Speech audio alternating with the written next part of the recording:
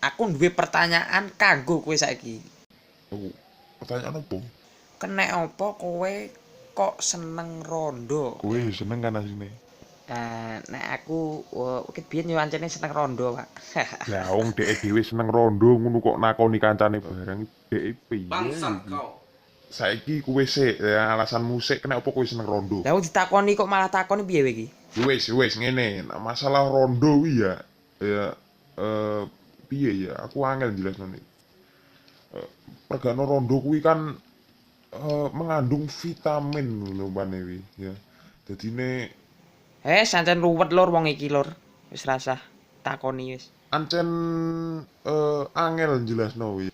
Lah nek aku ngene ae wis seneng rondo aku ki perkara rondo saiki ki soalan cekak-cekak lho lur. Gak tahan dadine. Iso ae genderuwo. Iya.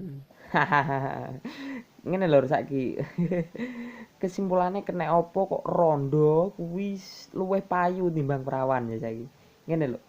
Mergo rondo saiki ki gayane iki luwih saka perawan ya.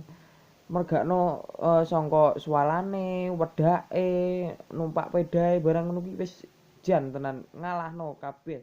Ngalahno perawan saiki.